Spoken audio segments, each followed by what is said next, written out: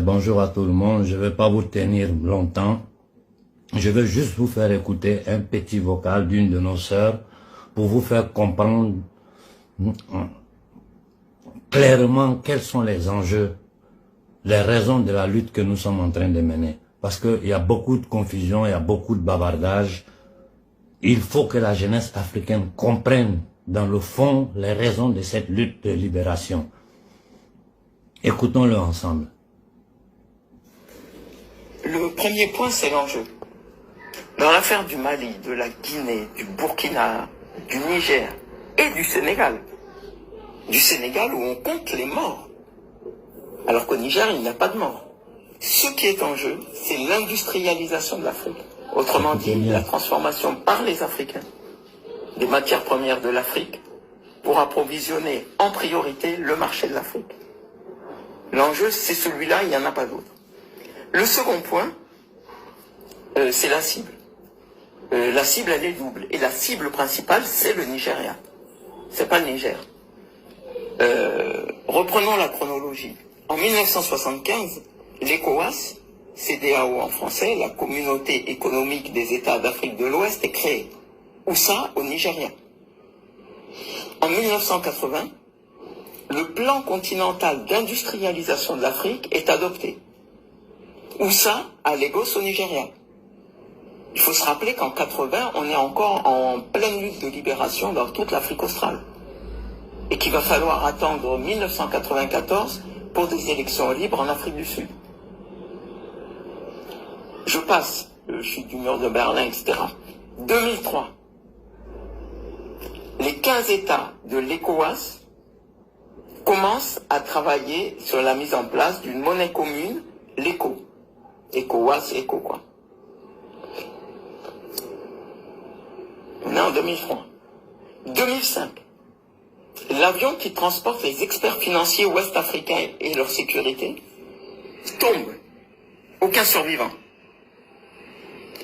Il devait rejoindre Abuja, la capitale du Nigeria, pour les travaux donc sur la création d'une monnaie commune. L'avion a décollé de Lagos et à quelques dizaines de kilomètres de Lagos, c'est le crash, demeuré inexpliqué jusqu'à ce jour.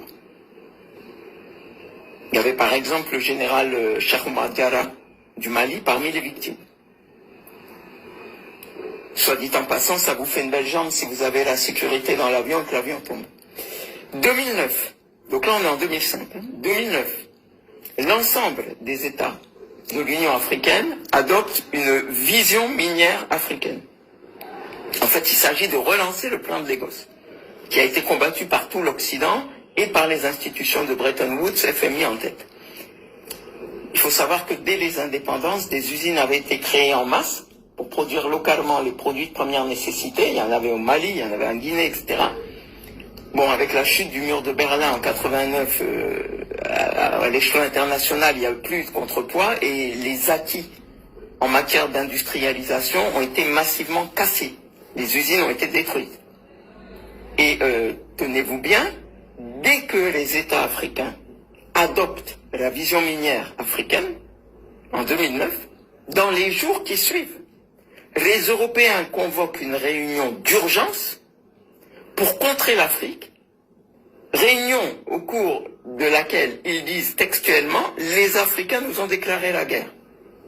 C'est-à-dire que des Africains étudient un plan d'industrialisation du continent et les Européens traduisent ce plan par « les Africains nous ont déclaré la guerre ». C'est leur terme. Ça a même été écrit dans certains bulletins techniques. Ce qui est effarant quand même, même pour des Africains aguerris, c'est effarant comme réaction. 2009, donc dans ce même laps de temps, voilà que colonel Kadhafi est président de l'Union africaine, puisqu'on a une présidence tournante, ça change chaque année, et il propose comme monnaie commune le dinar or.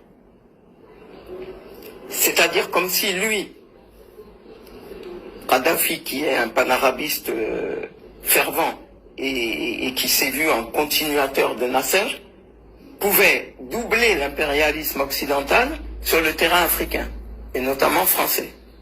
Évidemment, il est liquidé. 10 ans plus tard, l'ECOWAS relance son projet d'ECO. Et maintenant, c'est Alassane Ouattara, donc en visage noir de défense de l'UEMOA, donc l'organisation qui gère le franc CFA fabriqué en France. C'est donc Alassane Ouattara qui, avec Emmanuel Macron, organise le sabotage de la création de la monnaie ouest-africaine. Il faut comprendre que Alassane Ouattara a fait ses études aux USA dans les années 60, qu'il a été fonctionnaire du FMI, qu'il a été administrateur de la BCEAO, donc de la Banque centrale des États d'Afrique de l'Ouest, qui gère ce franc CFA fabriqué à Chamalières en France, et que juste après la chute du mur de Berlin, il s'est retrouvé comme par hasard Premier ministre de Côte d'Ivoire. Il faut bien comprendre ce qui se joue en Afrique de l'Ouest. Du côté francophone et franc CFA, les deux poids lourds, le Sénégal et la Côte d'Ivoire, et de l'autre, la Fédération du Nigeria qui concentre 60% de la population ouest-africaine et qui a vocation à être le moteur de l'indépendance ouest-africaine au plan économique et de l'industrialisation. Alors, concernant le franc CFA au plan technique, pour ceux qui ne le sauraient pas, il faut savoir qu'au sortir de la guerre 35-45, le général de Gaulle a fait dans les colonies d'Afrique un copier-coller du mécanisme monétaire astucieux qui avait été mis en place par le régime nazi dans chacun des territoires qu'il avait occupés, y compris la France, mais il y avait un certain nombre de territoires à l'Est et même dans les ghettos, etc. Bref, il a fait un système de drainage de richesse. C'est ce système que le général de Gaulle a plébiscité pour l'implanter dans les pays africains. Concernant maintenant le sabotage en 2019 de la monnaie ouest-africaine qui était en voie de création par l'ECOWAS, donc de cette monnaie ICO, là ça a été absolument incroyable. C'est-à-dire que Emmanuel Macron et Alassane Ouattara ont annoncé à grand bruit, par voie de presse, la création d'une monnaie du même nom, ECO, adossée à l'euro. C'est-à-dire une fiction, qui n'a rien à voir avec le projet sur lequel travaillaient les techniciens de l'ECOWAS. Et évidemment avec le but de semer la complète confusion, puisque Ouattara fait partie de l'ECOWAS, il annonce et quelque chose qui n'a rien à voir avec ce sur quoi les États travaillent. C'est pour donner une idée des pratiques de ces gens. Et concernant maintenant le Nigeria, il faut savoir que la France n'a eu qu'une stratégie depuis l'aube de l'indépendance, faire éclater la fédération du Nigeria.